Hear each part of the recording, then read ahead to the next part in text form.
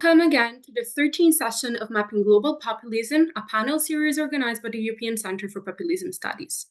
I am Chiara. I am a master's student in intelligence strategy and security and a postgraduate study in IT criminology and cybersecurity, and I'm currently carrying out an internship with the ECPS. And today I'm here to briefly introduce the panel. So the ECPS curates this panel series aimed at dissecting the diverse manifestation of populism across the world.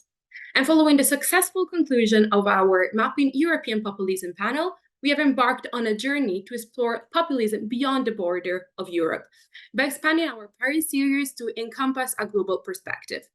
And we titled it Mapping Global Populism. And our objective is to construct a comprehensive understanding of populism worldwide, thanks to monthly session. Today, as I said, we have our 13th session of Mapping Global Populism panel series. And the topic of today's session will be on Resurgence of Expansionist Tsarism, Populist Autocracy in Russia. So as a testament of our commitment to knowledge dissemination, we are going to write a panel report and share the video recording of this panel on our website and YouTube channel.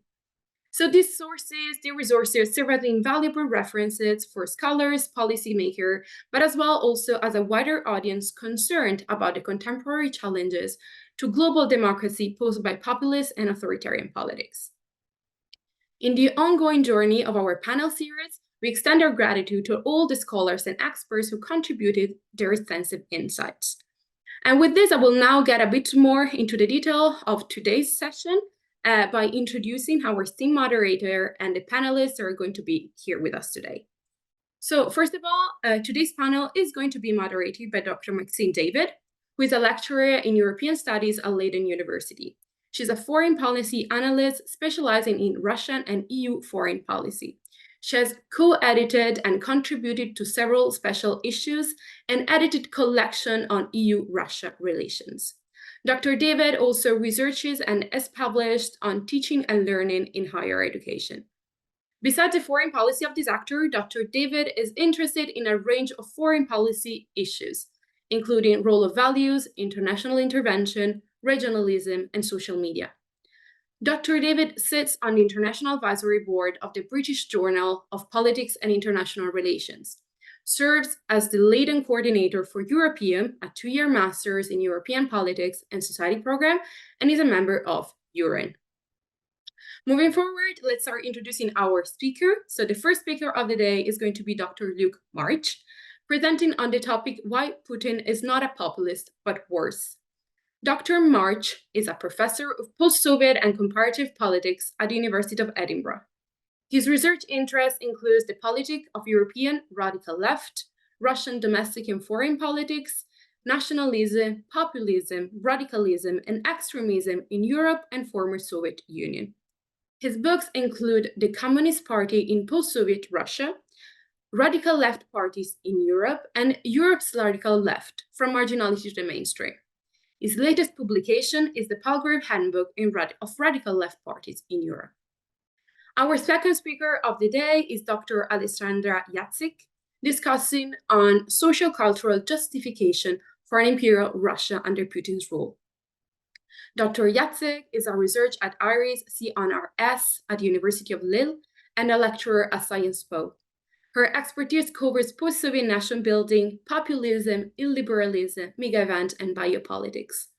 She is the author of numerous articles and books, including co-author The Critical Biopolitics of Post-Soviet, From Population to Nation, Lachman Cultural Semiotics and the Political, the co-edited mega event in post-Soviet Eurasia, Shifting Borderlines of Inclusion and Exclusion, New and Old Vocabularies of International Relations After the Ukraine Crisis, and Boris Nemtsov, A Russian Politic, Power and Resistance. Moving forward, our third speaker is Dr. Yulia Gradskova, who is Associate Professor in History and researcher at the Department of Gender Studies. She also works as a research coordinator at the Center for Baltic and Eastern European Studies at Södertörn University in Sweden. Her research interests include Soviet and post-Soviet social and gender history, the colonial perspective on Soviet politics of emancipation of women in the East, maternalism and transnational history. Currently, she is a PI in the project Maternity in the Time of Traditional Values and Femo-Nationalism. Her last book is The Women's International Democratic Federation, The Global South and the Cold War, Defending the Rights of Women of the Whole World. Gradskova is the author of Soviet Politics of Emancipation of Ethnic Minority Women, Nationalska, and co-editor of several books, including Gendering Post-Colonialism, Old Legacies and New Hierarchies. And moreover, today, Dr. Gradskova is here with us to deliver a presentation titled Traditional Values, Gendered and New Imperial Dimension in Russia. Last but not least, our fourth and last speaker of the day is Dr. Dóra Győrffy, presenting on the topic, The Economic Costs of Autocracy in Putin's Russia. Dr. Győrffy is a professor at the Institute of Economics at Corvinus, University of Budapest. She is chair of the Economics Committee of the Hungarian Academy of Sciences. Her research focuses on issues of international political economy, with a particular focus on the post-communist EU member states. She is the author of 4 monographs, including Institutional Trust and Economic Policy, as well as Trust and Crisis Management in the European Union. She has published over 70 scholarly articles and book chapters in English and Hungarian. Most recently, The Middle Income Trap in Central and Eastern Europe in 2010s, The Institution and Divergent Growth Model, and Neo-Backwardness and Prospects for Long-Term Growth, The Effect of Western Sanctions on Russia and the Changing Embeddedness of Ukraine in the world's economy. So after presenting our panelists, I just wanted to remind you that we do have a Q&A session after the completion of the presentation. So for our participants, if you have a question, you can either write it in the chat box or raise your virtual hand and pose your question in person. I will leave now the floor to Dr. Maxine David, who will present an overall view of populist authoritarianism in China and administer the panel. Thank you very much. Good morning. Thank you very much, Chiara, for that introduction. I'm actually not going to say too much because I think we have got 4 experts here who the audience really want to hear about. So just let me introduce the kind of context in which we are talking about this a little bit more. First of all, I really want to thank the Centre for the work that you do in the context of our very deep fears and justifiable fears about the future of democracy across the globe, and really including in Europe, where we can no longer afford to be complacent about our democracies. It's so important that we have a centre like yours.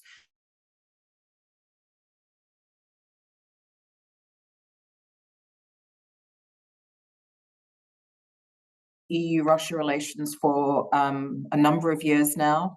I've been very focused, particularly in the EU context, on the role of the member states in the EU's relations with Russia, and therefore I have been concerned with the domestic politics of Russia, but also the EU member states for a long time. Chiara also mentioned that I'm a member of EURIN. So at the current time, EURIN, which was the EU-Russia expert network, no longer exists. And it's just one sign of the deterioration in EU-Russia relations. So EURIN was funded largely by the European Union, but also the Russian International Affairs Council. And it brought together experts from ambassadorial level, but including think tanks, practitioners, academics from across Europe and more widely. So that is a set of conversations, a dialogue that doesn't exist anymore since February 2022, when we've effectively not been able to function. I don't want to tread too much on the arguments of the speakers here, but I do think that it is very important that we have firm understandings of what populism is and is not, and also autocracy. I don't want to tread too much on Professor March's arguments, but I think he's right to caution that we should not overplay the role and significance of populism in contemporary Russian politics. With so much emphasis on the state then that we see in Putin's discourse and that of other elites, it's really right to kind of debate whether the populist label has a lot of explanatory power when it comes to Russia.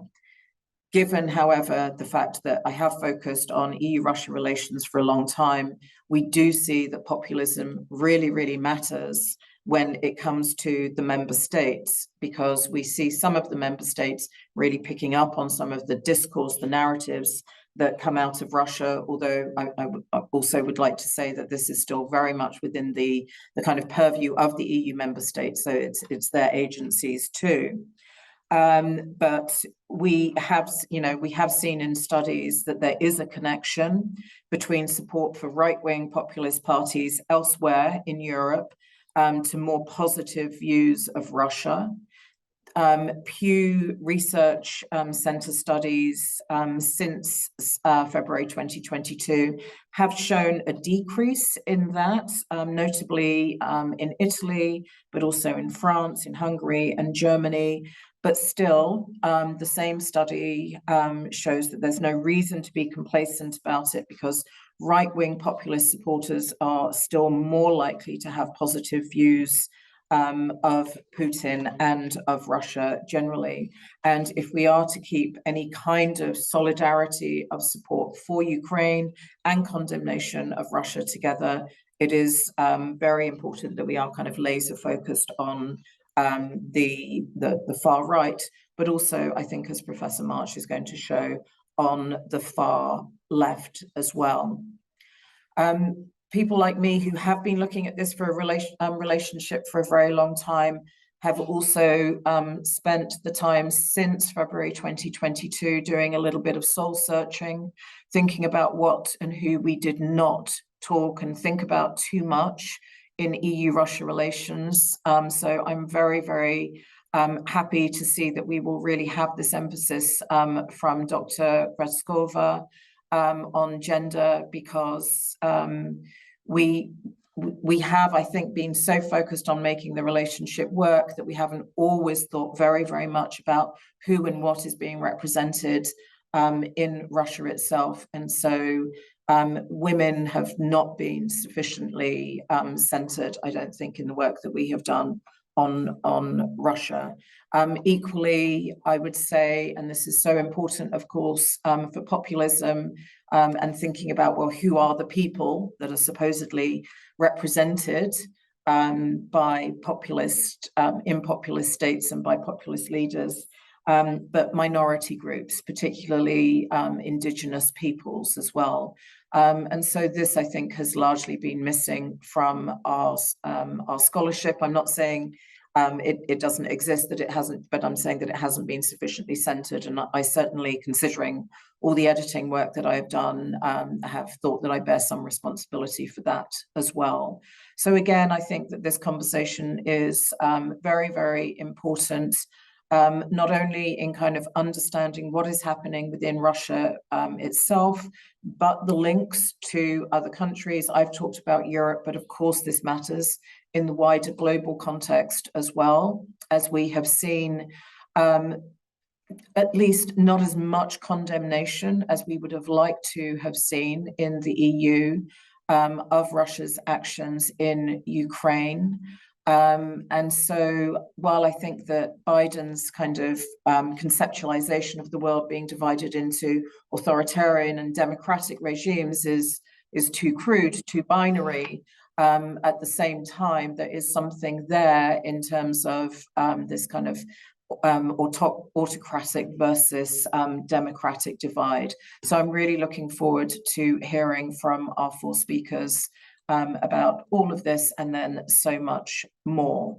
On that note, then, I would now like to hand over to our first speaker, and Chiara has very, very nicely talked to us through everybody's biographies. So I'm just going to hand the floor over in turn, and the first speaker is Professor Luke March.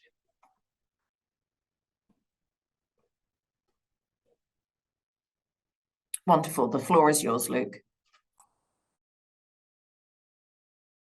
Okay, thanks. Thanks so much for the invite. Can everyone see the slides? Is that okay as we, yeah, brilliant. Now I need to explain the title, which is a little bit provocative, I think, given the given the focus on populism in the title and in whom I'm actually talking to. And what I mean by this is not at all that we can't use populism to identify aspects of Putin, and particularly the wider Putin regime, particularly media, and maybe some of my colleagues are going to do that in their presentations. It's just, and Maxine did this very, very well in the introduction, it's just, it needs to be heavily caveated. And I think we can certainly identify populist elements in Putin's leadership. I don't think this is the primary way that we should understand Putin. And if we give too much focus on that to the exclusion of other elements, or we don't see how populism interacts with other elements in Putin's ideology and the Putin regime, then we're missing something. So it's at best a little bit selective, at worst it's quite misleading. Why I say he's worse than a populist is, if we understand, obviously populism is a contested term, but there's a consensus over the core of it, which is that it's a kind of illiberal democratic emphasis on the dichotomy between a good people and a bad elite. If that's all we had to worry about in Russia, we'd be thinking something along the lines of Orban's Hungary. We'd be thinking of pressurized elections, pressure on the judiciary, pressure on the opposition, politicized anti-corruption campaigns, etc. But as anyone who focuses on Russian politics knows, we're probably 20 years past that point. We're now dealing with a country which is not so much illiberal as anti-liberal, particularly since 2012, is outright authoritarian and makes an authoritarian challenge to the West, a kind of militarized authoritarian challenge to the West.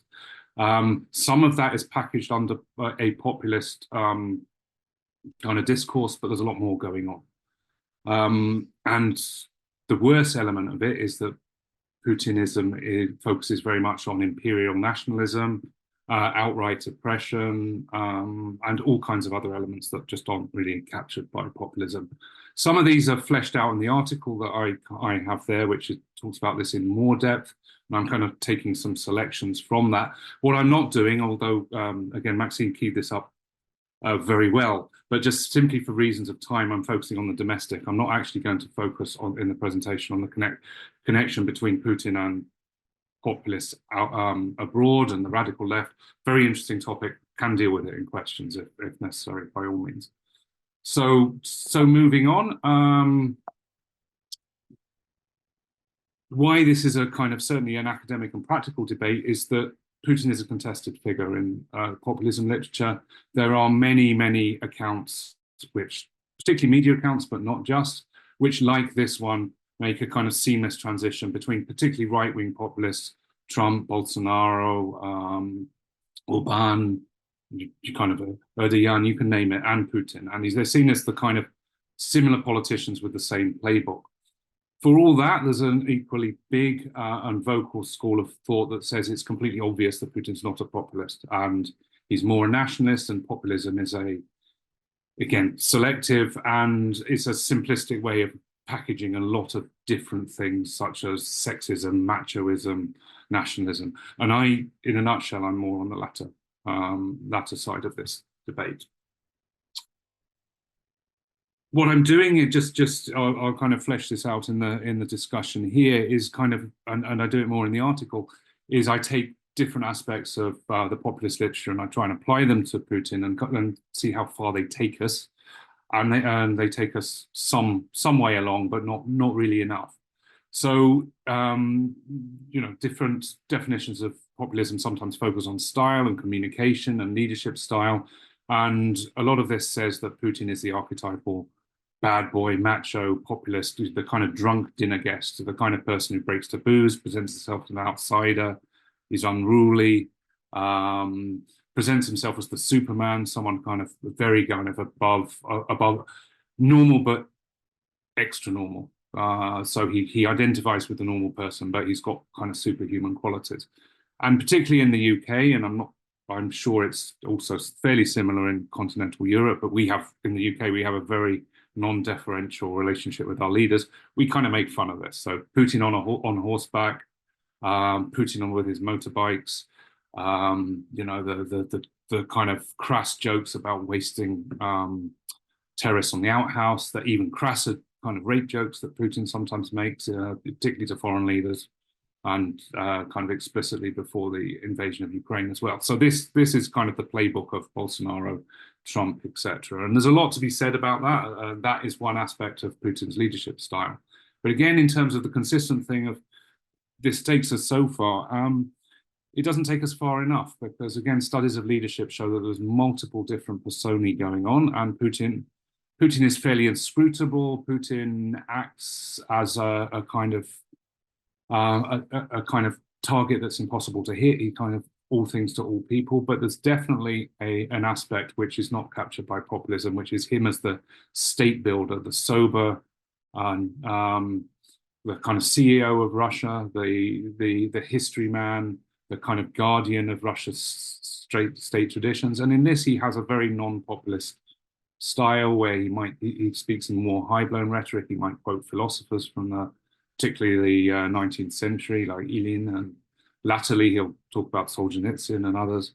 And you know, his presentation is very much not as an outsider. It's an organization man who has continuity, and people all know about his biography, continuity with the Soviet state structures, particularly the security services, but very much the kind of state builder, the builder of a great state, which I think is really the core of what he's doing. Again, this tailoring itself to different audiences is something that's consistent, and sometimes that's populist, sometimes it isn't.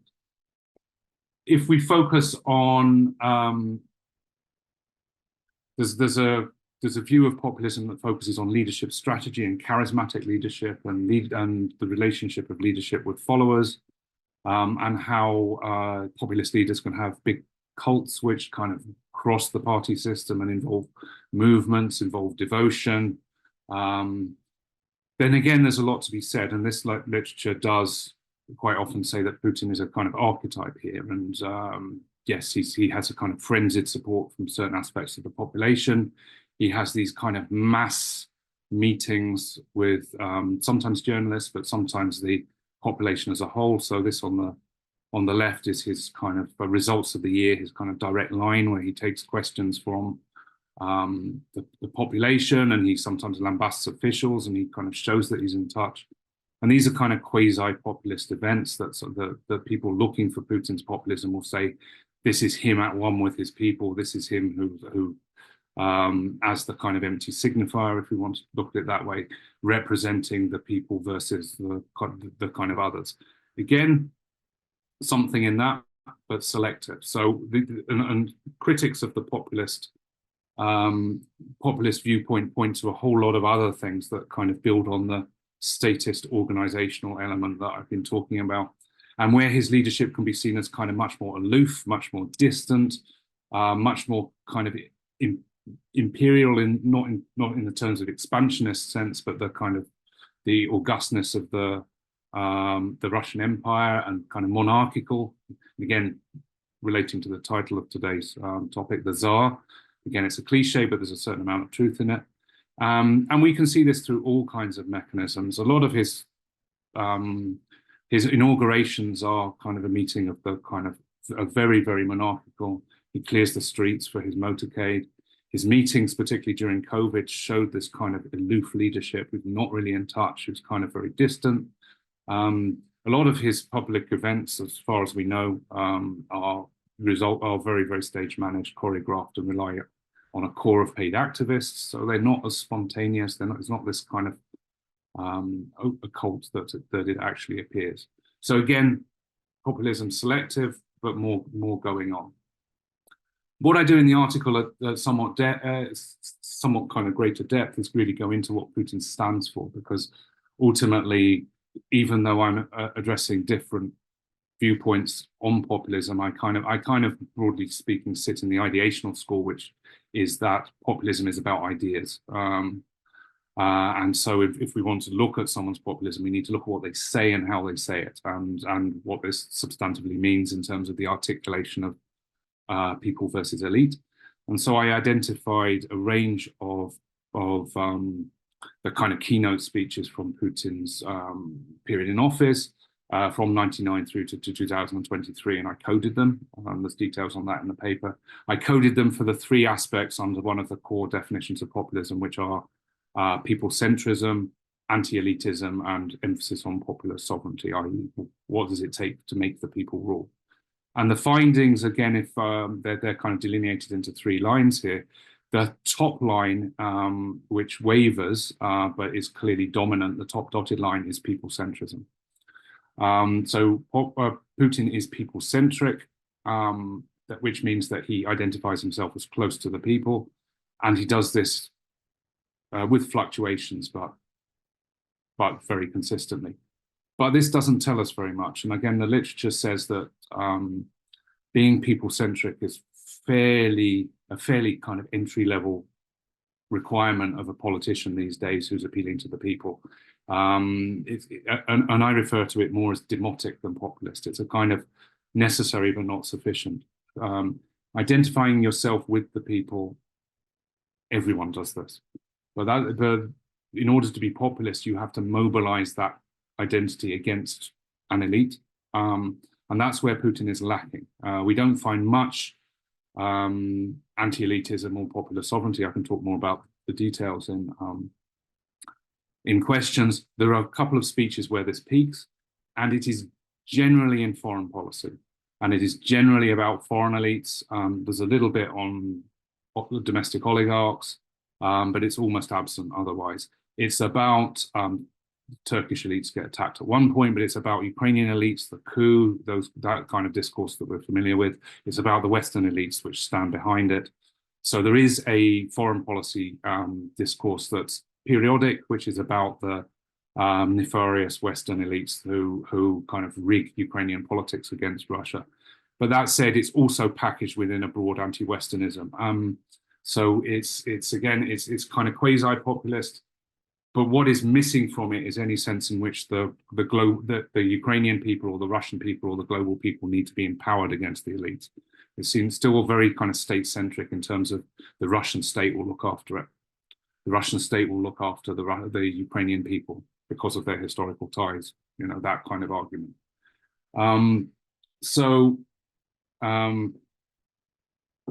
As a kind of move towards a conclusion here, and the implications of this.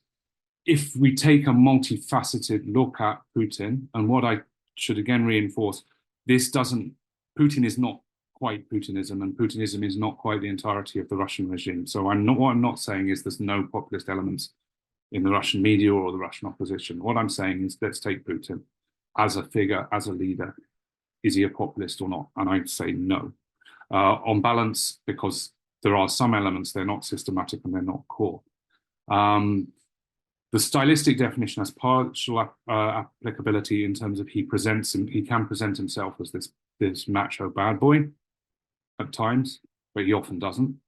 And that's kind of in stage managed events, quite often during election periods.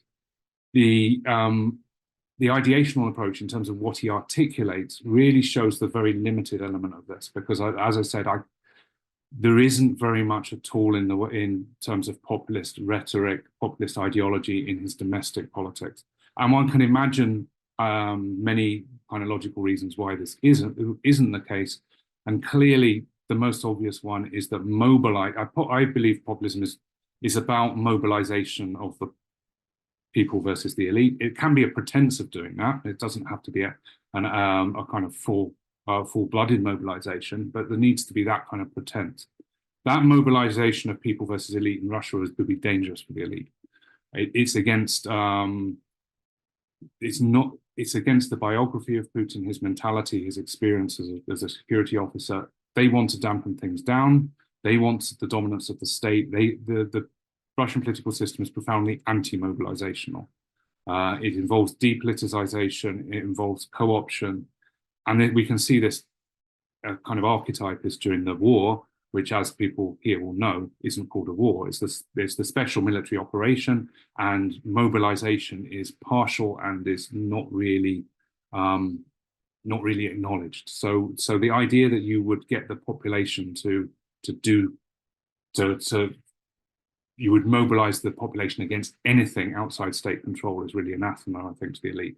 So I think Putin's demotic, he's close to the people, but he's an anti-mobilizational leader, and the use of populism is selective and sometimes strategic, but again, partial.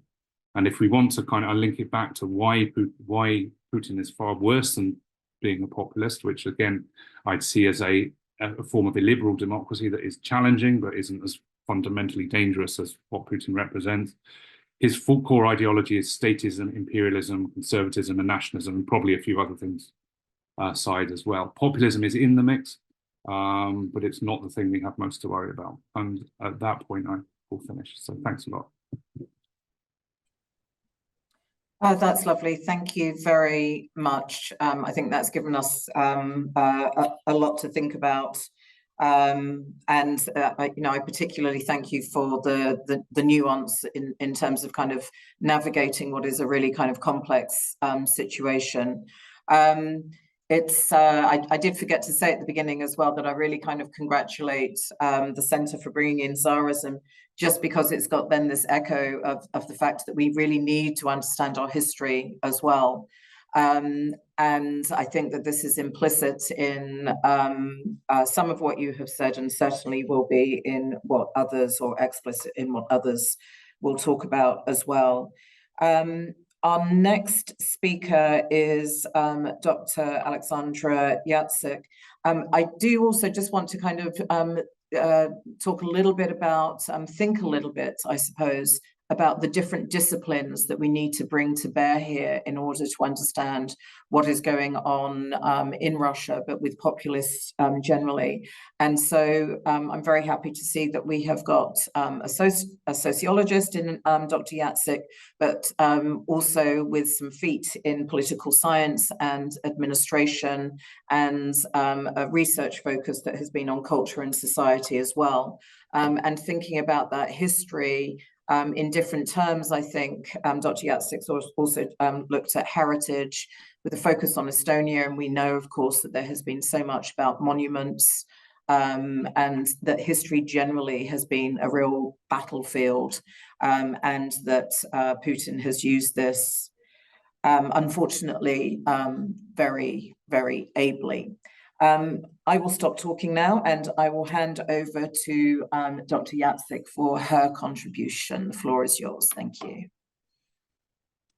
Thank you, Maxine. I'm going to share my slides.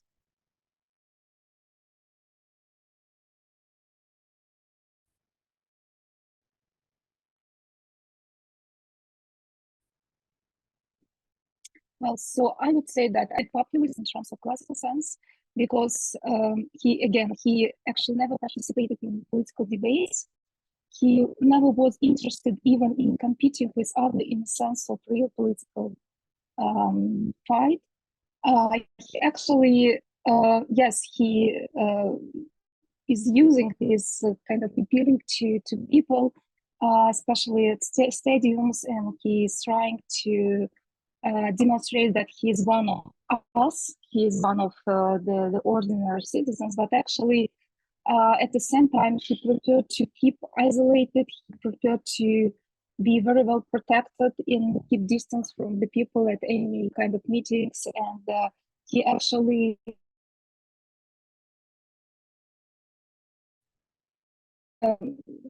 his behavior is really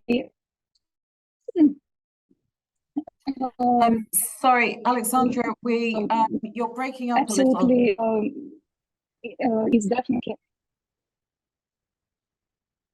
Well, unfortunately, yes, because I'm afraid that it can be a problem. I just wonder if you turned your camera off. I know it's not ideal, okay, but that might help. Yes.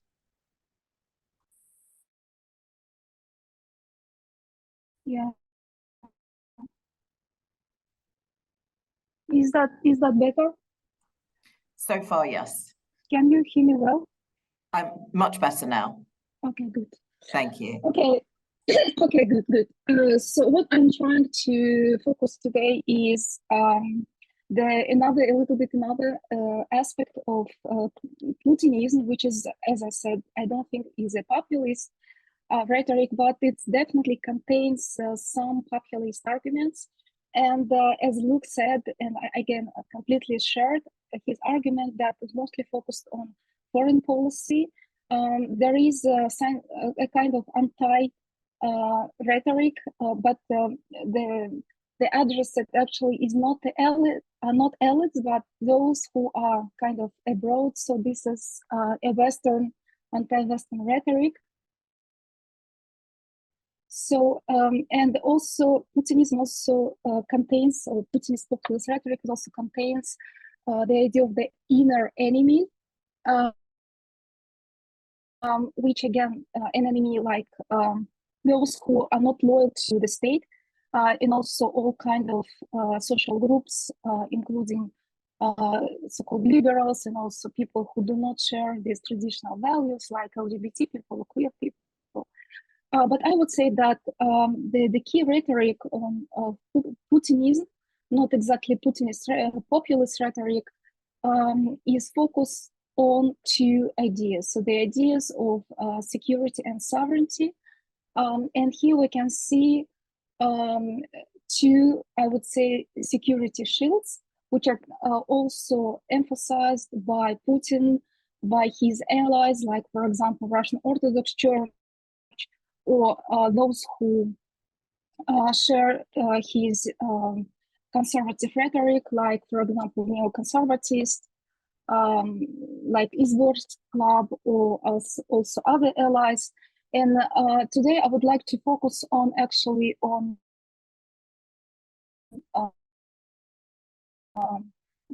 two aspects, like Russian sovereignty and nuclear arsenal in his rhetoric, but not only in his rhetoric, but also in the rhetoric of neoconservative thinkers, like, for example, Alexander Dugin, and also the rhetoric of popular culture, or so-called Z-singers. So I would like to present some ideas how the idea of sovereignty and nuclear arsenal are spread by Z-singers. So talking about the idea of sovereignty and nuclear arsenal, I would say that it is built around the idea of Katechon, which is actually a kind of phenomena or concept which came from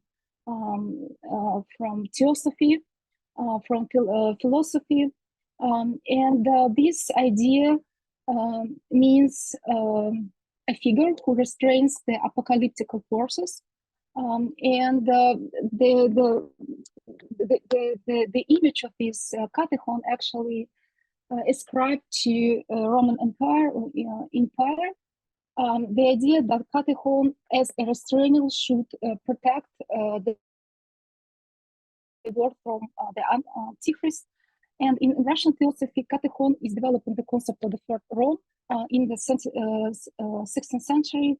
And from this time, the idea of Katechon and the Russian Tsar as a Katechon is being very actively developed in philosophy and philosophy, and also in politics. And in Russia, this idea of Katechon, Russian Katechon, and Russian sovereignty as a Katechon has been developing by Russian neoconservative projects, including Alexander Dugin, Alexander Prokhanov, Izborsk Club, and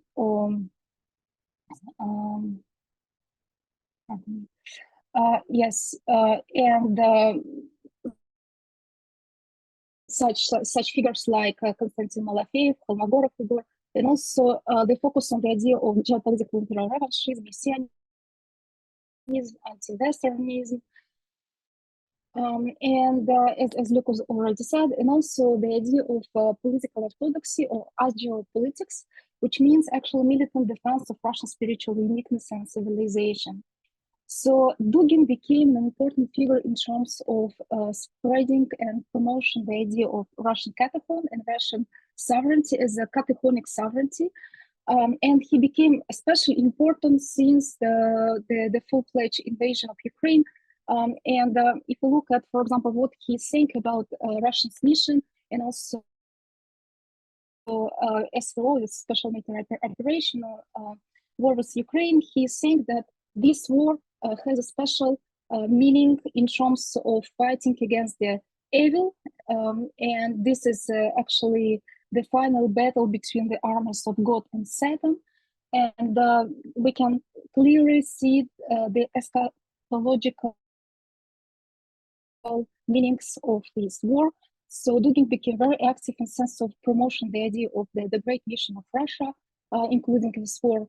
And also he became an important figure in terms of being public speaker, because he is invited the high-ranked political events and also philosophical events. He became a head of a new center named after Ivan Ilyin, who is a kind of fascist philosopher and considered like a favorite philosopher of Putin. So in this regard, the idea of Russian mission as empire, as a protector of the world from the evil, and on the evil, the neoconservative world, and also Putinism understands this, the wider West. So the second idea is an idea of Russia as a nuclear orthodoxy, and the idea that Russia has a divine nature, which has to protect its sovereignty in every possible way, including, for example, nuclear weapon. And we see that this idea of nuclear weapon as a sacral thing, as a weapon which allows Russia to keep its position as a katechon, as a restrainer of the Antichrist, actually produced by not only this neoconservative, but also, for example, Russian Orthodox Church. We see, like after the invasion, Patriarch Kirill said that Russia feels free because of the nuclear weapon, and also he numerously emphasized that this nuclear weapon has a sacral nature, also divine nature, and actually it is invented with the help of God for Russia to protect Russia's sovereignty. And again, this is a direct idea of a Russian mission as a katechon, as a sacral mission to protect this the world from the evil. And the idea of nuclear orthodoxy and the divine nature of nuclear arsenal also can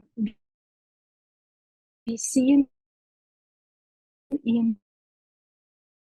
Russian art, for example, representing the idea of nuclear orthodoxy by neoconservative artists, Belyaev Gintov and Andrei Molotkin, which they presented in 1999 in the exhibition in Paris. So you see this nuclear submarine in Arctic, among ices, and a kind of light behind it. So my point is that actually this is not only political Putinism or political rhetoric, but also a wide range of popular culture figures who help this Putinist populist rhetoric to spread the idea of imperialism, Russian revanchism, and the idea of security. And here we can see the clear reference to these two security arguments, to Russian security shields in works of so-called Z-singers of Putinism. And these are people, these are artists who very actively produce the idea of Russian mission, the idea of Russia as a katechon, and the idea of nuclear orthodoxy in Russian popular culture. And I would like to present three figures. They are not new in Russian popular scene. They started their career before the full-fledged invasion, but actually they became very popular because of the invasion. So these are three figures like Yulia Chicherina, who is a Russian rock singer, and she reached her popularity in 2000s. Also, she became very active during the war in Donbass in 2014, and then she became more and more popular with her messages focused against the Russian enemies, against the Russian imperialism. So she also supported Russian invasion of Ukraine in 2022. And she is very active in promoting the idea of Russia as a great, strong country.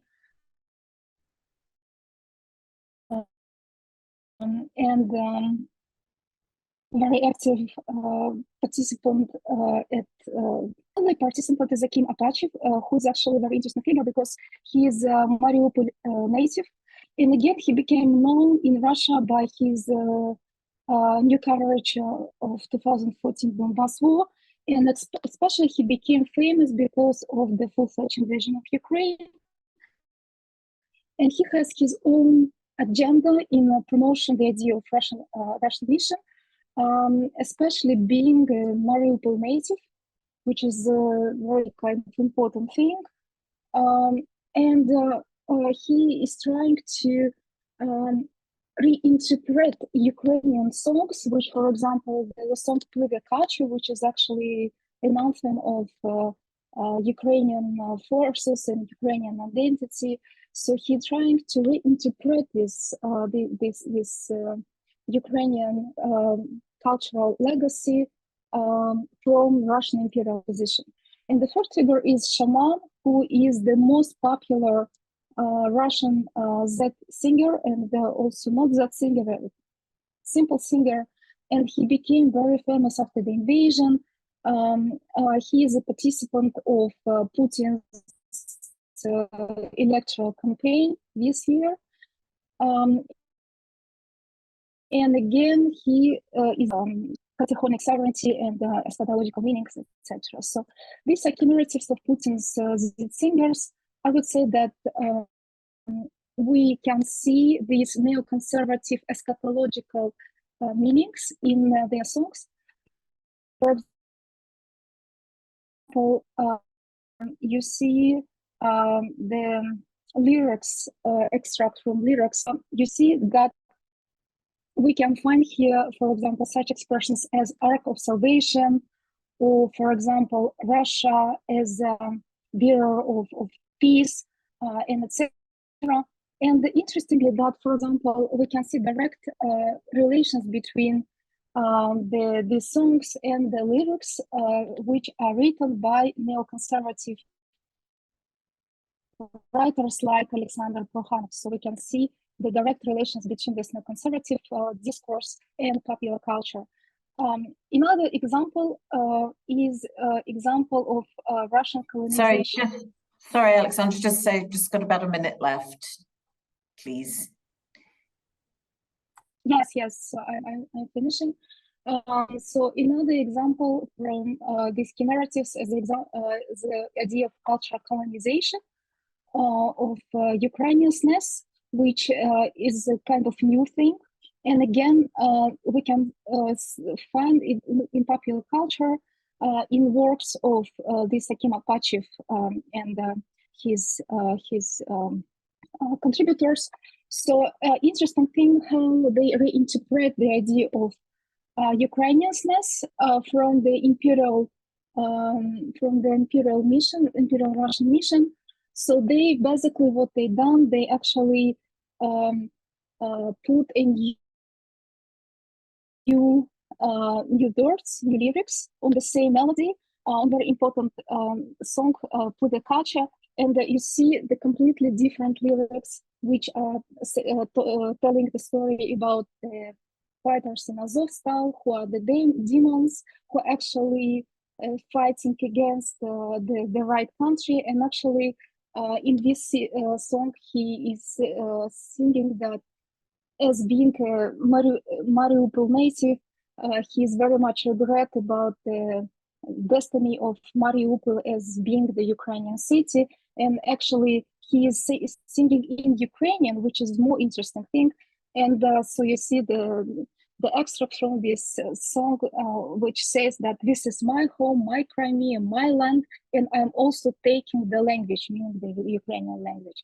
And the last point I would like to make is the narrative about the normalization and aestheticization of the nuclear explosion, which again, a very important part of Putin rhetoric and the rhetoric of politicians like, for example, Dmitry Medvedev, and the idea of nuclear explosion as a kind of a weapon against the West, as a final weapon against the evil. In popular culture, for example, in works of shaman, we can see the normalization of this discourse.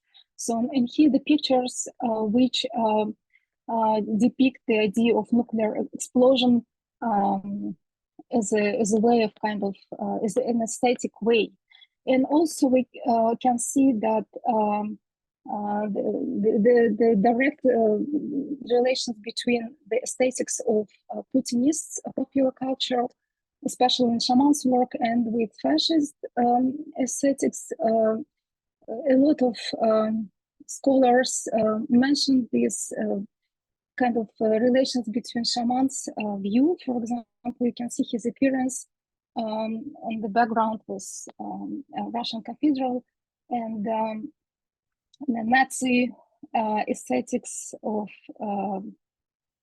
kind of Nazi guy. So, and to conclude my idea, I would like to say that actually the idea of eschatologism and the idea of nuclear weapon are two basic narratives of Putin.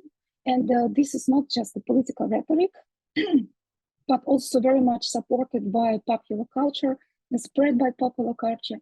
And so we can say that populism is a sort of collective action. So this is not just what is produced by politicians. So this is a collective product produced by many allies and many social groups, including, for example, in Russia's case, Russian Orthodox Church and also popular culture. So I will stop here. Thank you very much.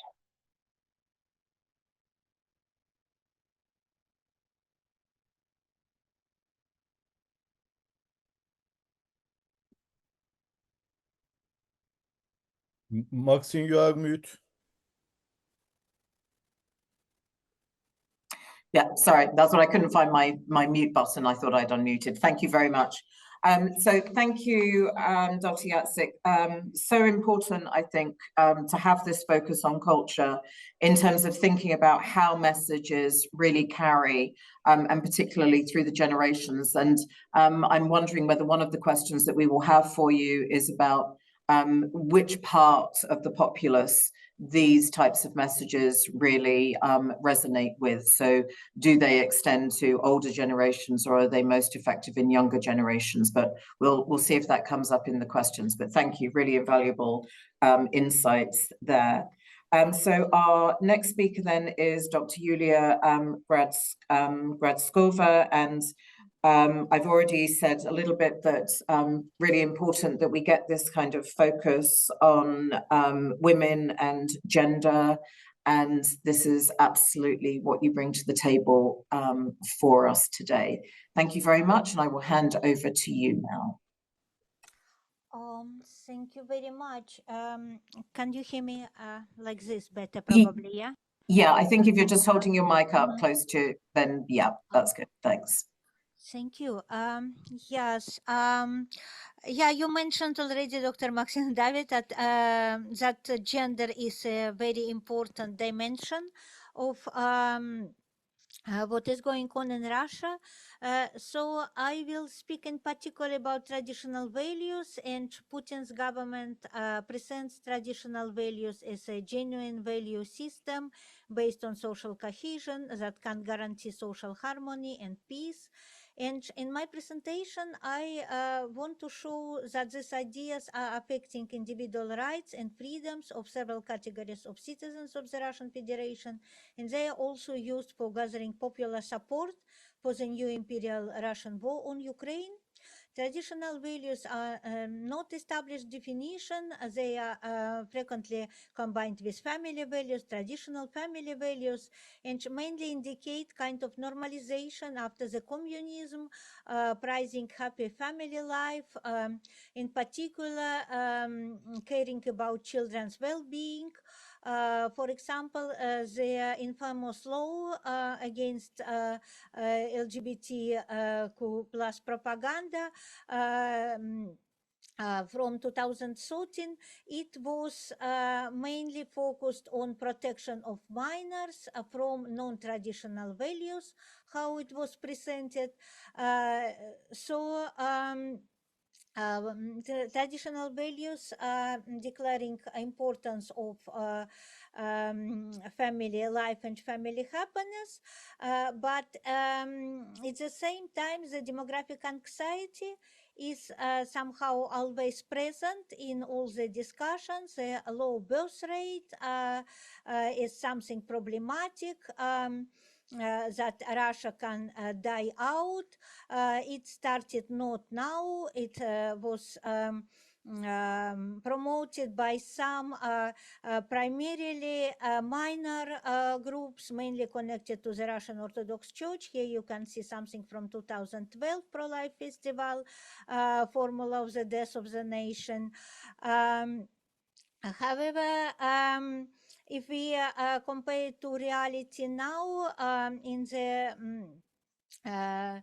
context of the war after the beginning of the Russian full-scale invasion of Ukraine, the birth rate is continuing to fall down.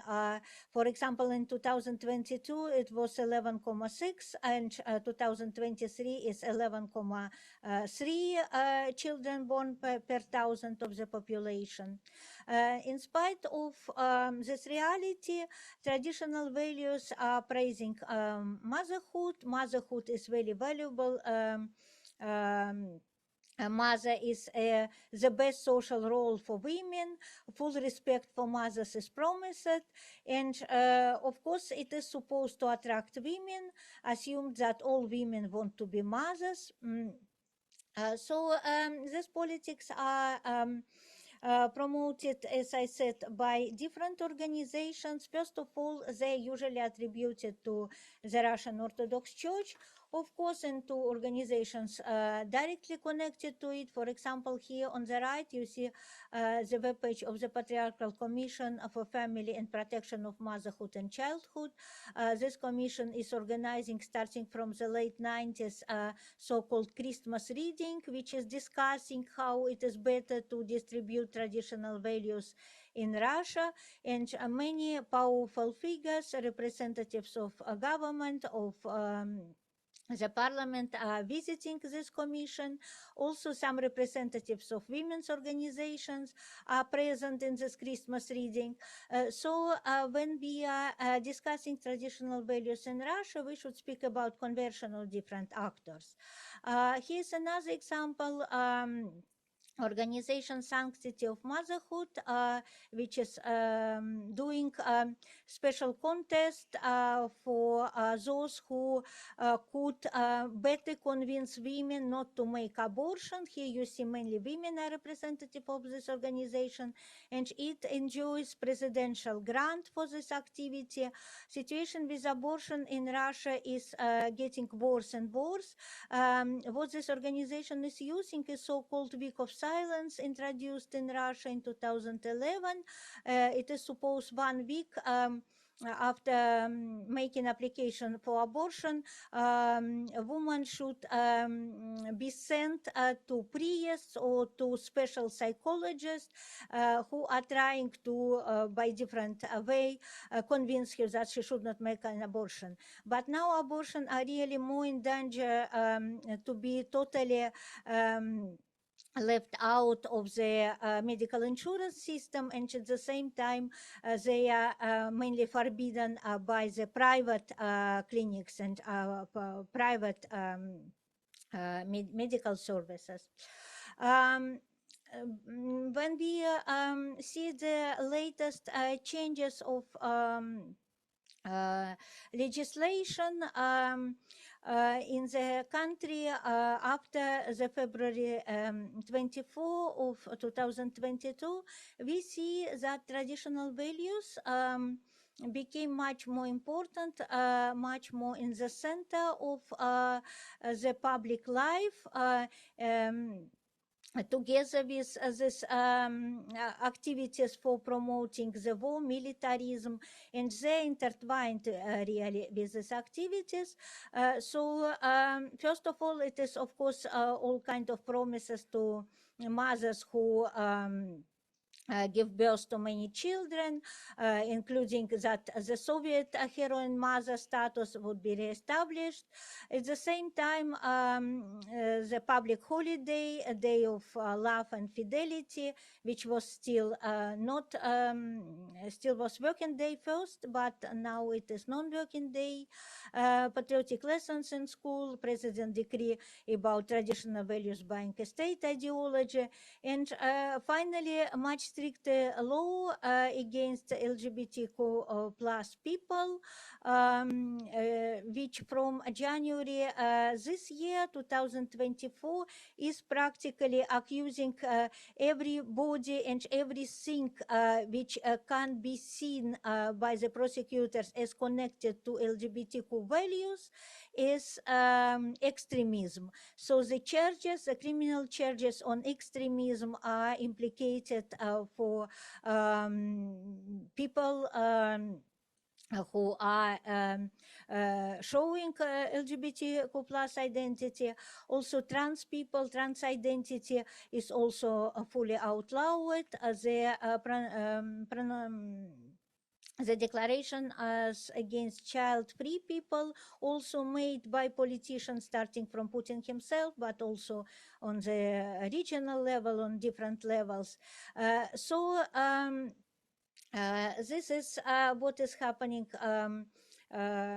recently, but if we kind of generalize what do traditional values mean for women, what a woman is expected to do, we see that really it is not very good situation with respect to women's rights. A woman is expected to give birth to several children, not one, not two, but several, for reproduction of the nation, for producing soldiers also now for the war, to kill Ukrainians. Also, woman should be the main caregiver. It is not like in the Soviet Union anymore, when the state still promised something, was not delivering, but promising help. Now it is not much help is promised, as families should be self-reliant, and mainly mother should take care of the education and upbringing of children. And also, of course, woman is responsible for instilling patriotic values in children. So how all of it is functioning and why women are supporting this, how it could be realized if the general promise of traditional values is not so good for women, yes? What I found through my research that there are several women's organizations, so-called non-commercial organizations, which are really state-dependent organizations, which are promoting state values, traditional values, family values, combining them with some kind of version of protection of women's interests, of women's health. My main focus is this organization, Women's Union of Russia, which is actually the head of the Soviet Organization Committee of Soviet Women. In difference to the Soviet organization, this seems to be very powerful regionally. It has regional chapters in all the subjects of the Russian Federation, so it is a kind of guaranteeing control of the center over the ethnically diverse population. So women in all parts of the Russian Federation should be somehow mobilized by different means, of course. These are regional organizations which are planning it. So this is important imperial component also. And the organization is promoting happiness of motherhood. Here some medals for mothers which were introduced in regional level even earlier than they're discussed now on the federal level. It is, of course, all this kind of campaigns for motherhood, for giving birth. This is campaign +1 in place of doing abortion. The organization also is training psychologists who will convince women not to make abortion. They're also promoting on its webpage these campaigns for not doing abortion for some particular day of the year, for example, different kind of propaganda and education. All of it is combined also with different events, festivals, fairs, seminars for promotion of women's health, even if sometimes it is promotion of health of the elderly women, but mainly it is about women, future mothers, how they are addressed. So here are two pictures from Tatarstan, for example, and in the second picture you see the special kind of course for future mothers, for pregnant women, and traditional values are also introduced as a part of this course. So how these women should bring up their children. Traditional values are also part of this mandatory course for children in school, which all children in the Russian Federation should attend and learn about traditional values. But women's organizations are trying to diversify their activities. At the same time, women's organizations, the state-dependent women's organizations, they are very much involved in different so-called volunteer or activities for supporting kind of our soldiers, our warriors. Women are encouraged to collect parcels for sending to the front, for producing all kind of garments for the front, knitting, making mask nets, candles, and so on. These are from Tomsk region, both of these pictures. And also women's organizations are practically participating in this growing militarization of the society through different patriotic events, opening special desks in schools for those who have perished in the war on Ukraine, bringing family members, bringing children. Children sometimes are wearing military uniform, including girls, as you see in this picture. So all of it is of course, combined with rhetorics that women are mothers, that this organization is caring for welfare of women and for women's interests, how it is called. It is not only organizations, there are several other organizations. This one, for example, is rather new. It does not have Soviet past, Mothers of Russia. And here, this is Primoria region, and a special photo exhibition for those wives of mothers who have their husbands and sons fighting in the front. So they are invited to be proud of their relatives, show it, of course, to their children, and to be photographed with military uniforms of their husbands and sons. So all of it is kind of populist content of how the war and traditional values are trying to be attractive and are made attractive, and how all of it is combined. And now I'm coming to my final slide, really. So if we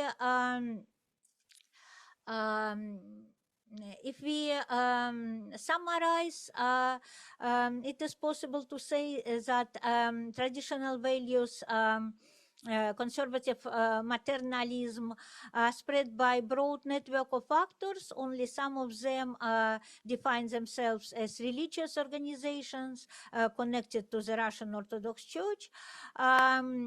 Convergence of different actors is happening with open support of the state in the form of presidential grants, for example, or direct participation of the local administration in different events organized by Women's Union of Russia, which I was discussing. So the aim of controlling reproductive capacities of women's bodies and social reproduction in order to strengthen Russia's geopolitical position in the world. And the suffering of women and mothers in Ukraine, children in Ukraine is fully silenced. You know that now this is a case of the criminal prosecution of Russia because of abducting and stealing Ukrainian children. But all of it is not part, of course, of this rhetoric. This is part of the reality. So the convergence of actors spreading traditional values makes this ideology to get stronger position in the society, in spite of its open rejection by part of the population, but rejection in the context of the authoritarian dictatorship is very difficult, contestation and resistance.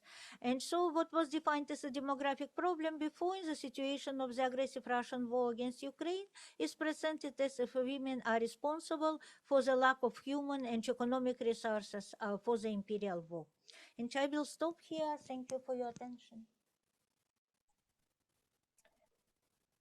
Thank you so much for that, Yulia, for that very kind of like deep dive. And again, you know, seeing the imagery so important, albeit very disturbing.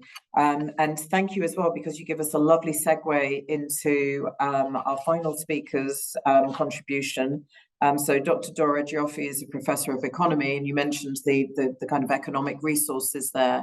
And here we are going to get an emphasis on the economics of Russia and the link to autocracy. So Dr. Győrffy, over to you, please. Thank you. Let me share my screen. Okay. Do you see the slide? Yes, we do. Thank you. Okay. So thank you for inviting me. I'm very happy to be part of this fascinating conversation. I will refer back to the previous speaker in my presentation. I started with Luke. I gave this title, Economic Cost of Autocracy in Putin's Russia, because I agree that it would be an overstretch if we called Putin's policies as populist. So I want to keep the 15 minutes, so let's jump right into the problem. So what we see in Russia is the growth rate since 1991.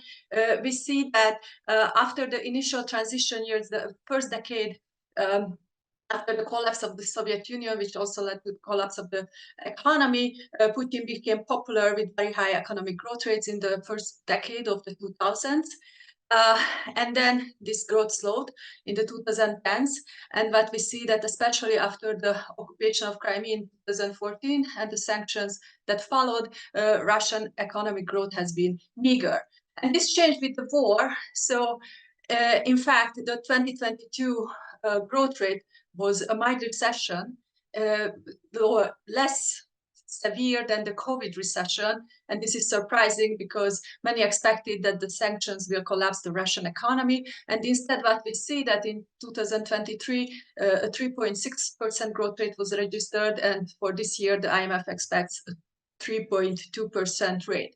So now we see an important discussion about failed sanctions.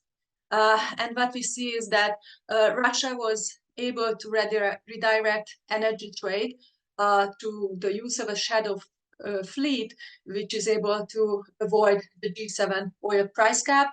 The same was not possible for gas because of the missing network to China and the global south, but oil could be redirected from Europe to China, India, and Turkey. We also see widespread evasion of sanctions, and the International Working Group on Russian Sanctions has an excellent paper on this, which maps how Russian imports of battlefield goods in 2023 occurred. And what we see is that China is a main supplier of Russia, but what we see on this field is that by changing the country of origin, the country of seller, the country of dispatch, actually G7 goods are making their way into Russia, and Russian imports have recovered. Russia has also avoided banking and currency crisis, so in fact the economy proved to be much more resilient than expected. In my presentation, however, I would like to emphasize that this is the short term, and Russian economic prospects in the long term are much darker. So to give a theoretical background, what we know about economic growth. So I start with the Solov model, where growth is dependent on capital, labor, and the efficiency of their use, which is productivity. Paul Krugman, Nobel Prize-winning economist, has a famous quote that productivity isn't everything, but in the long run, it is almost everything. And the question is, what determines productivity? And basically, this is physical capital, human capital, technology, and non-economic factors, institutions and culture in particular. So what we mean by institutions come from Douglas North and other Nobel Prize-winning economists who argued that property rights and the enforcement of contracts are crucial for long-term growth as they determine the incentives for desirable economic behavior. And most recently, Deirdre McCloskey in several books has argued that it's not even institutions, but rather ideas assigning dignity and liberty to ordinary people, which are best for economic prosperity. And in the following, I want to give you some data about how these factors are changing in Russia. So let's start with capital. So since the war, Russia has lost access to the Western financial market. It is cut off from the SWIFT network. It has assets frozen in the Western countries at the range of $300 billion. Western companies have mostly exited Russia. They incurred losses around $107 billion. And we also see that FDI has dried up, and the bottom figure shows the number of greenfield investments in Russia since 2019. And we see an enormous decline actually tending to zero, which also means that Western companies are leaving Russia. They are not investing in Russia, but China and global South countries do not step up and invest in Russia. They don't invest either. And there is an inflation pressure in the Russian economy, which necessitates to keep the interest rate at a high level. So it's 16% right now, and this is prohibitive for business investment. So what remains in terms of financing? So, and this comes from Vladimir Milov's excellent article at the Martin Centers. I recommend it to everybody. So what remains is the current account surplus, and this is what you can see on the top graph. So basically, as energy prices soared after the start of the war in 2022, Russia incurred enormous amount of increase in export income and enormous current account surplus, which could be used to finance the war. However, since the peak in 2022, it's steadily decreasing. So exports decreased 28% due to sanctions, and imports rose by 9%.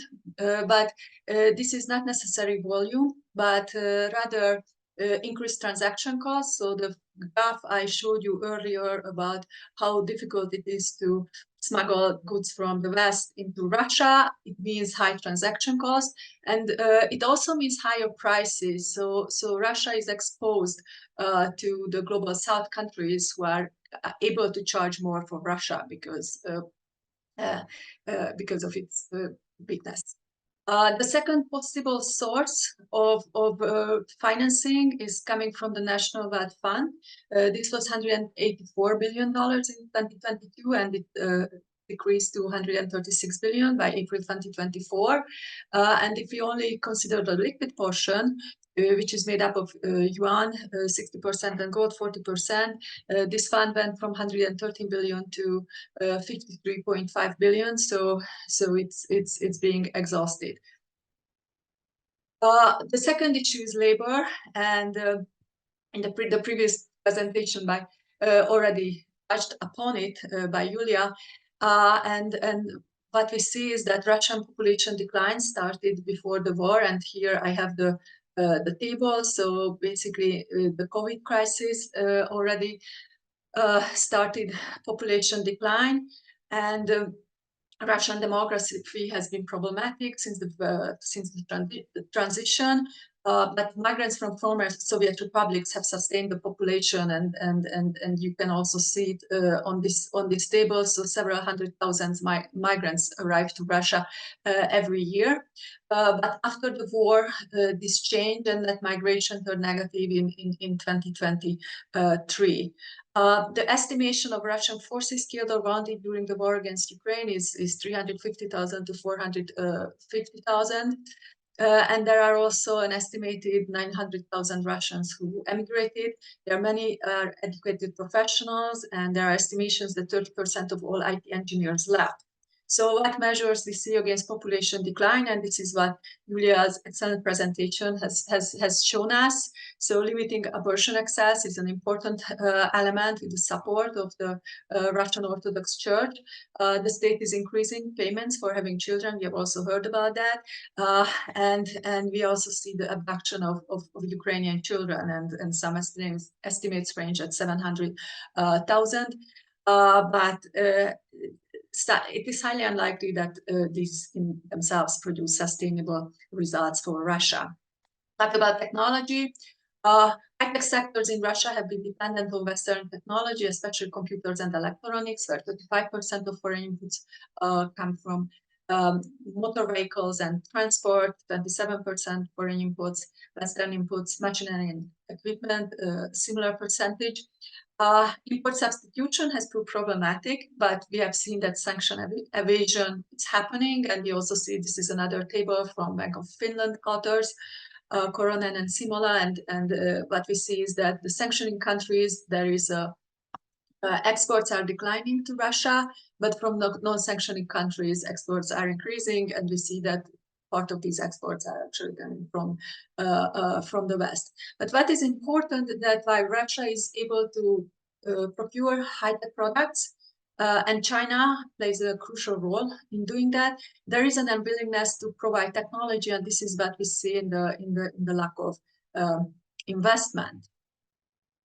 Now I'm turning to institutions and freedom, and we have also heard a lot about this, and institutional conditions have been steadily worsening since Putin assumed power, and the graph is from the World Governance Indicator, and basically the area of the covered by the 6 dimensions shows the quality of governance, which is a crucial predictor of long-term growth, and we see that it's getting smaller and smaller. Basically, there are weak property rights, an unaccountable state, and scarce incentives for economic success in Russia for private entrepreneurs or actors. And the 2010s have shown that there is a lack of structural change in the economy. So Russia remained mostly reliant on trading in raw materials. And basically, this is also the role China is trying to assign Russia. And it's not really economic success, but national sentiments and prestige projects which support legitimacy, and now the war, and we have seen from Alexandra's presentation about the importance of the issue of security. Konstantin Sonin had an excellent article in Foreign Affairs in 2023 about the institutional impact of the war. Russian economy has been dominated by the states. Already in 2015, the Russian economy was 55% statist economy. And after the war, we can see an even greater state involvement in the economy, which stifles private initiative. The mass mobilization, so every month Russia is mobilizing 30,000 people, basically forces companies to negotiate for keeping their workforce, and it's a threat in the future, but also currently that there is a danger of the return of decentralized corruption and roaming violent groups that happened in the 1990s. By private and voluntary armies coming back from the front who can threaten business activity. So basically, in such an institutional system, any ingenuity is likely to focus on smuggling missing inputs and dealing with criminal groups rather than innovation and competitiveness. So to conclude, autocracy has severe economic cost in the medium and the long run. Russia has become asymmetrically dependent on China. The Chinese interest is to procure cheap raw materials and an important ally in their fight against the West, but not to help Russia develop. And while state spending on the war sustains economic growth, the long-term outlook for the Russian economy is dire. Basically, what we see is the war has undermined every factor of long-term growth, including capital, labor, technology, institutions, and freedom. But in the previous presentations, we did not really hear about the economy, and the reason why is that shared prosperity was never exactly an objective for Putin's autocracy. Legitimacy is likely to remain based on national sentiment, victimhood, consideration of security, and force. And thank you for your attention.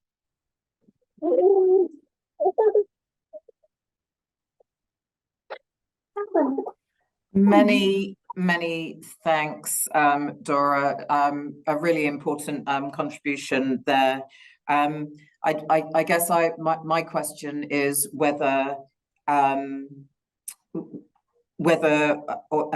there could be a good economy under an autocratic system. So, but we'll see if these kinds of questions come up in from the audience as well, because I know I find it very frustrating when I'm sitting in a webinar and I'm told that there will be a Q&A and there never is time. So I'm going to stop talking and see what, if any, questions we have coming from our audience for you. Bulan, is it best just to will we give voice to people? Yes, please. Yeah. Okay, wonderful. So I see Lamia, forgive me for using your first name, would you like to put your question, please? Yeah, thank you so much. I just wanted to introduce myself. I'm coming originally from Azerbaijan, a journalist who is based right now in Europe. I'm very sorry I joined this wonderful talk in the middle when Luke just mentioned that Putin is populist but anti-mobilizational, which triggered lots of questions in my mind, like how come, particularly after the full invasion of Ukraine, like many people are they're choosing the way to, male ones, to migrate to Caucasus and through Caucasus to Turkey and through Istanbul to Europe. They're finding way to evade from this mobilization. And my second question is to Yulia Gradskova. I really loved all these details in your presentation. My question is, I really wonder how the Russian authorities they are using the religion, particularly Islam, in manipulating the woman and their motherhood. But when I really monitor the Russian media platforms, I really see that authorities, they really do not care motherhood, particularly when I recently saw the case of exiled journalist wife's, Kirill Martinov's wife, prosecution and trial in Moscow. She was actually sent to jail. Many says that because of the false, claims. So yeah, I'm really curious about how the Russian authorities are using religion in manipulating, all these ideologies or ideas in the society. Thank you so much. Many thanks. I'm happy to take a couple of questions at a time, if that's it.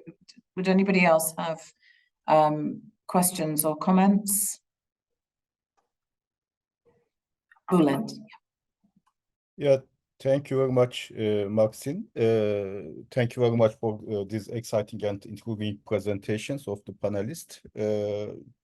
We all have some understanding of Putin's game plan, actually, and the extent he might go thanks to his illegitimate occupation of Ukraine. I wonder how a shift towards the right in the European Parliament, Moody's re-election, and Donald Trump's possible return to power might affect the Putin's regime's ambitions regarding neighboring regions and countries. How emboldened would Putin feel by these developments? What would the world look like with the addition of Trump to populist far-right leaders or Islamist civilizationist leaders such as Putin, Xi Jinping in China, Modi in India, Netanyahu in Israel, Erdogan in Turkey, Orban in Hungary, and many similar actors in power? My question is directed especially to Professor Luke March, but other respected panelists are also more than welcome to contribute. Thank you very much. Thank you. Just to kind of maybe add then my question. So Alexandra, could I ask you to talk a little bit about the kind of resonance of popular culture among the populace in Russia, so generationally, but also regionally as well, please. And then Dóra, just on that question about can an autocratic regime also be a successful economic one? So are there prospects for things not changing too much in Russia in terms of autocracy, but changing in terms of successful economic growth? Luke, shall we begin with you, please, and your answers to these questions? Yeah, great, thanks. Just briefly, with the first question, I think to clarify, I said Russia was not populist and anti-mobilizational, because being populist and anti-mobilizational would be a different dichotomy. And you're right to focus on yes, there's a war going on and there's mobilization going on, but it's this essence that the regime can't really acknowledge it, because it doesn't call it a war, and it's a partial mobilization. And as I think some of the later panels, the later papers talked about quite well, a lot of the war support effort is kind of delegated to kind of private individuals, and the burdens put on women especially. And it's a long way short of what one might expect as a kind of full-blooded, this is a war, we need mobilization, and all of these kind of things being open. It's very kind of diffuse. And again, a lot of the most gung-ho, bloodthirsty rhetoric isn't coming from Putin himself. It's people like Medvedev who talk about Satanism and nuclear war. So it's kind of, again, the state as such presents itself as the moderate arbiter, and it lets kind of private, kind of semi-state voices do the kind of talking. And again, a lot of the things are going on in an unacknowledged way, because I think the reality, if the regime was public about the need to go to, we are at war with Ukraine, and it was open about the number of people being killed, then that's a very different dynamic. Moving on to the point about the kind of rightward shift and the populist shift. I think this is a critical year, and I guess I'm more worried about Trump's re-election that of right-wing forces in the European Parliament, simply because of the American impact on, as we've seen, the American impact on war funding, and also the relatively low powers of the European Parliament, and the fact that we haven't really acknowledged, because they didn't come up, that the populist right and the populist left in Europe are divided about Russia at the moment. So people like Meloni, for example, aren't pro-Putin, but some are. I think there's a kind of feedback loop here, and it's all coming down to what happens on the battlefield, because this year, as we know, Russia's beginning to be on the ascendant, and if it continues to be so, then the kind of the voices saying we need a ceasefire, and that ceasefire is going to be more on Russia's terms, are going to grow, and the kind of doubts about continuing military funding and those kind of things, and those will be reinforced by populist forces. And it's also an open question about those elements of the radical right and left in particular, but also the mainstream, who are currently very doubtful about Putin's Russia, and have been at least kind of nominally supportive of Ukraine, whether they continue to be so. So yeah, I think we're in a pivotal year, but ultimately I don't think it's the battlefield that decides it. And should Russia actually not gain much territory this summer, then actually some of these worst case scenarios maybe don't look as bad. And then the pressures that were talked about in the last presentation on the economy, etc., will increase as well. But there is a worst case scenario, and I think you're right to focus on that. Thank you. Could we, Alexandra, could we come to you?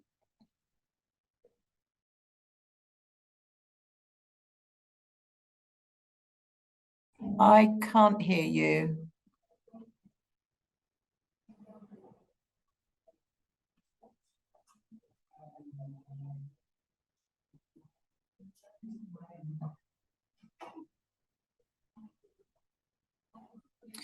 No, I don't know whether it will be worth you going out quickly and coming back in. I'm sure somebody will look for you coming back in. And then meanwhile, I'll go to Yulia, if that's okay. And actually, Yulia, I just wanted to add a question to you as well, which is how you square the circle of this kind of reification of motherhood, and yet increasing domestic violence that we are seeing in Russia, and actually even the legalization of it to a certain extent with recent changes in the law. Yeah, thank you very much. You can hear me, yeah? Okay, good. So I will start probably very briefly with Bulin's question about what will happen. I just left aside in my presentation all this transnational cooperation part, but of course, I mean, cooperation between conservatives from the United States and from Russia, it started long ago, and you know, I would refer first of all to research by Christina Stoical, but there is more research about it. The organization, very conservative organization, World Congress of Families, was founded by one Russian representative. It is actually very active in the United States. So of course, Trump coming to power will reinforce all of it, but it exists. It exists paradoxically in spite of all the anti-Western campaign which is going on in Russia. This kind of cooperation around traditional values, anti-abortion, pro-life, and so on, it exists even now. Yes, so it just will be worse. Then to Lamia, I think I guess it is more like two questions. One of them First, about how religion and Islam are used. Yes, Islam is used. Well, it's more difficult probably for the Russian government to really use Islam, having into this past, all this colonial politics, to wars in Chechnya and so on. But still, there are some cooperation. There are organizations which are also supporting in republics like Dagestan, for example, the Mufti is always invited even by this women's organization. I could find it on the webpage.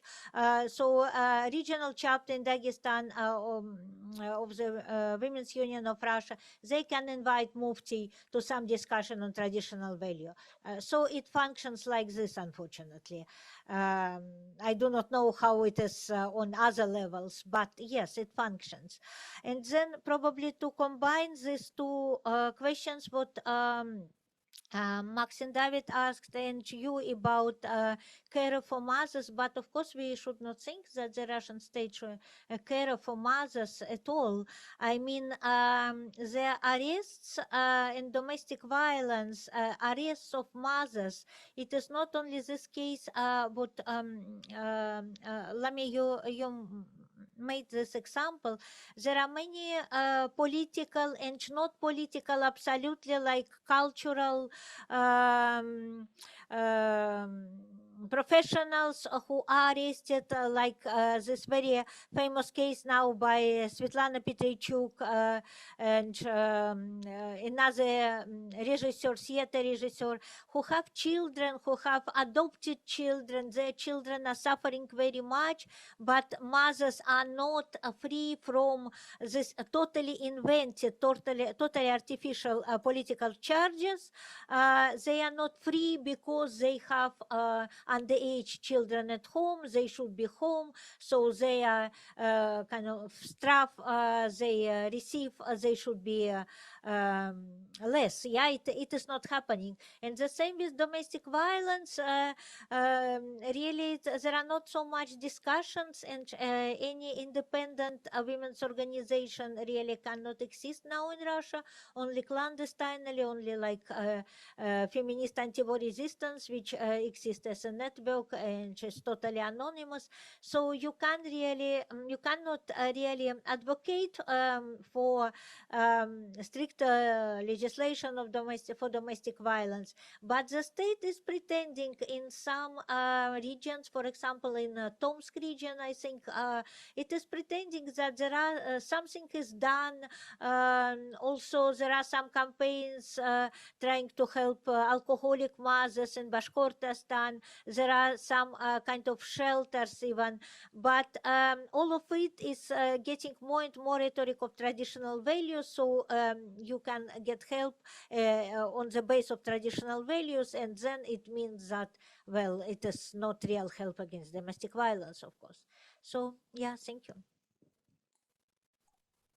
Well, thank you for that profoundly depressing description of what is going of the landscape for women in Russia. Alexandra, let's see if we can hear you. Yes, can you hear me? Yes, great, thank you. Finally. So if we have I understood right that your question was about the response from the audience to these messages, right? So, or you were mostly interested in the kind of the perceivance of the audience of the messages. So what was your question? Can you remind it to me? Yeah, please? I'm wondering if these, I mean, especially music, right? So it's very often generational, isn't it? Okay. So I'm wondering if it kind of speaks to older generations or just reaches certain generations. And then I was also wondering about whether it travels over the kind of entirety of Russia as well. So basically, who is listening to it, but then certainly hearing more about the kind of responses would be really good. Well, yes, so obviously that, for example, that rating, which actually shows the popularity of Shaman, who is actually recognized as the most popular singer according to the last survey. He's based, the rating is based on the opinions of the youngers, obviously, but we can find other Z singers who actually are working on different audience regarding different ages, and so I just didn't mention them, but they definitely exist, and they spread approximately the same messages. So meaning that they support the Putin's discourse, they promote this so-called traditional values, conservatism, and a huge bunch of anti-Westernism, Russian imperialism meanings. So they work in support of this anti-Western Russian imperialistic discourse. So that's why they called like Z singers. But it's interesting that if we look at, for example, at Russian opinion surveys, as it was conducted in November last year, we can see that the Russian society feel two controversial feelings. This is they're terrified by the war on one hand, and the second feeling that they have is the feeling of proud of being Russian. So this is a very strange situation, because this is definitely can't say us about the coherence. So this is not the coherence. So people don't feel coherence despite these all attempts of Putinism discourse to solidify the nation. So this is not happening. And definitely people kind of feel lost, because they don't know how to respond to the question. They do not whether they have to demonstrate solidarity, loyalty to the state. They understand that this is the state of oppression, and they have to demonstrate the state support. But at the same time, they definitely have feelings like lost. They don't want to demonstrate support to Ukraine because they're terrified by the repressions, etc. So, and another interesting thing, if we look at the surveys also, is that people again respond that they feel stability. It's also a very interesting thing, because even despite that all these sanctions and a lot of people left country, they still try to find kind of stable in society. And yes, it's very kind of structured regarding the age groups. So we can see that actually youngers, they trying to leave country, and but the older generation, let's say older than 55, they demonstrate more support to Putin's discourse, and it also very much depends on gender. So for example, male, they more in favor to support war with Ukraine than women. And I also add some notes regarding the question on women and children. We can definitely say that Russia Yakolev law, which was issued in 2013, which actually focused on ban of adoption of Russian children. If you know this law, it was issued in 2013. It bans adoption of Russian children by foreigners. And also we can see that children also a source of manipulation by the state in terms of kind of repression focused on unloyal people, unloyal group to the state. And children also a tool of manipulation in terms of oppression of liberal groups, also trying to incarcerate them. So we can see that children is a kind of political source for the Russian state. Same example is Ukrainian children, which actually again kidnapped and a kind of interest of adoption in Russia, but at the same time, so if we look at Russian children, they are not protected at all. We can see a lot of orphans in Russia who suffer from different diseases and etc. So this is just a fiction, I would say. So, and the idea of the protection of mothers, the idea of restoration of the Russian nation is just a matter of rhetoric.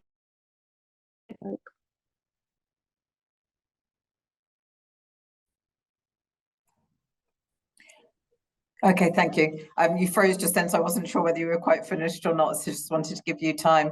Yeah, and I think that kind of moving forward, I can see that, well, I mean, probably 15 to 20 years, it will be really, really important that we are looking at the generations that, you know, kind of like growing up now, the under 15s, and where they stand in relation to a lot of the issues that we're talking about, and health, kind of thought more widely, especially in terms of mental health as well. Dóra, you have been very, very patient there, but we did have questions for you, so please do answer now. I try to be very concise. I answered two questions. One is Bulent and the other is Maxine, yours. So first about the Trump possible election.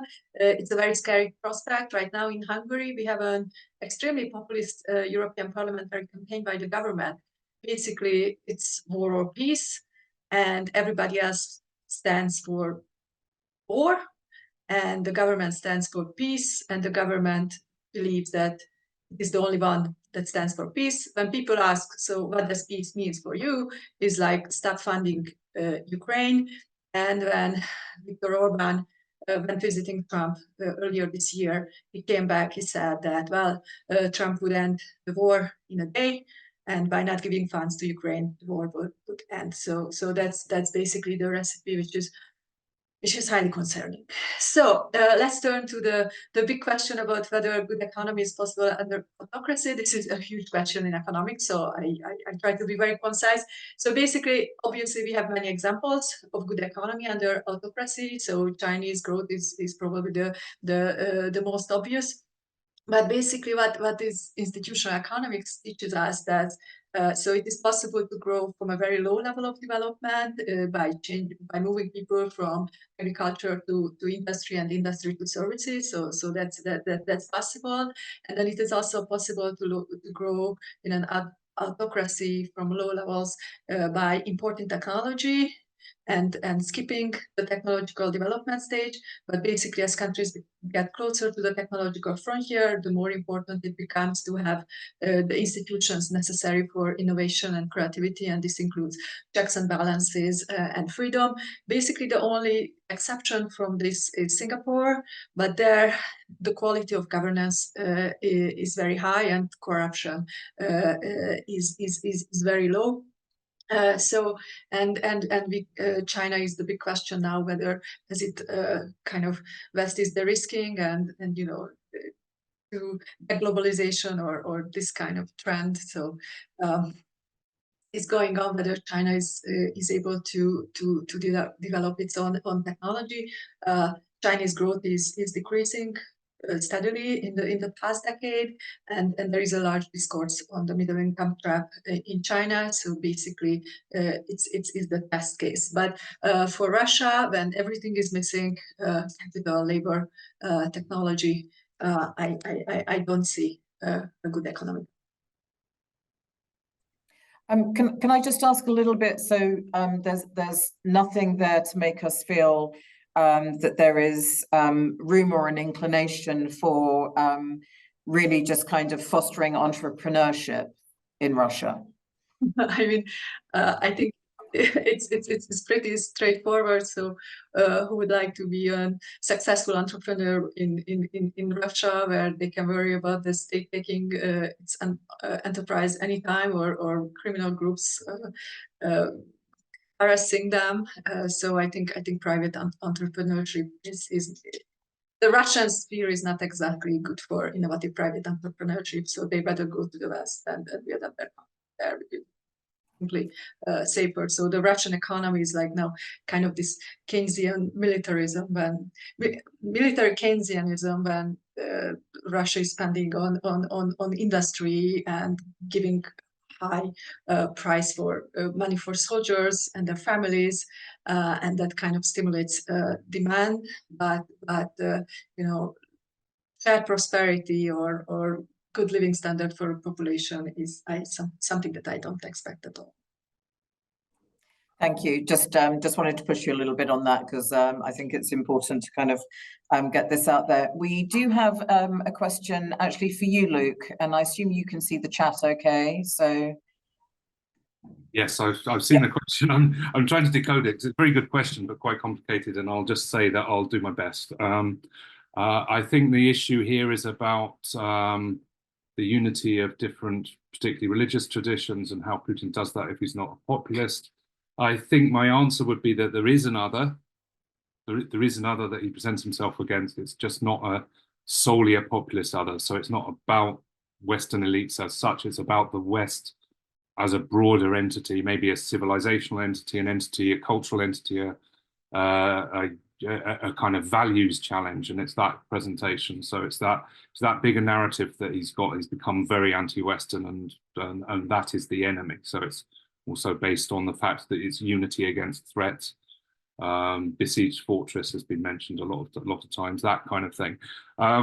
But linked with that, domestically, the appeal is fairly nebulous, and Putin talks about a kind of multiple confessional traditions. There's a kind of orthodoxy is the first amongst equals, but he'll talk more about traditional values than he will about religion as such, and conservatism and traditions, and that can incorporate a different range of traditions. And I think linking it back to populism and domestically and abroad, the key challenge here is that Putin can cultivate appeal, and his regime can cultivate appeal using a lot of different narratives, which are probably intellectually not necessarily compatible. So he can appeal to different groups, again, on the basis of a common threat, and by presenting himself and Russia as slightly different. So there's all kinds of groups who will support him, even if they are probably antithetical to each other. And that works domestically and abroad as well. So that's the short answer to a question that deserves a lot longer answer. Yeah, I did just want to, just thinking about when you were talking about nationalism as well, and it is kind of related to this issue of religion, which I think actually you've answered quite well. But in terms of the nation, what is it, right? So for the longest time we talked about these kind of very different conceptions of what it meant to be Russian in Russia. So this ethnic.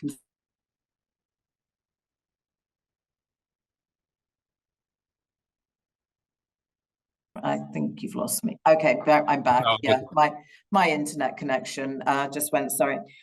So I'm just wondering how, what is the nation? All right, is this talked about at all? Is there a conception of a Russian nation at the moment? And I've especially been thinking about this in terms of mobilization, where we have seen certain groups being mobilized much more heavily than others as well. So it's almost like a hierarchy about who matters in this nation. So we've got 2 minutes, but I don't know if anybody just wants to come in on that. Not me so much, no.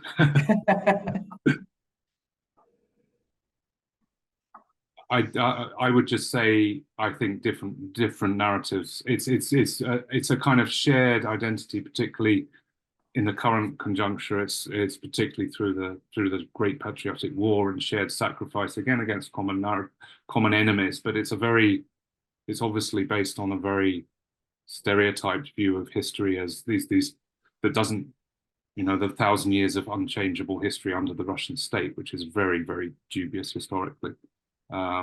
But again, I think there are different narratives that are employed to different audiences, and some of them are more ethnic nationalist and xenophobic than others. But again, I think there's a lot there that others can probably answer better.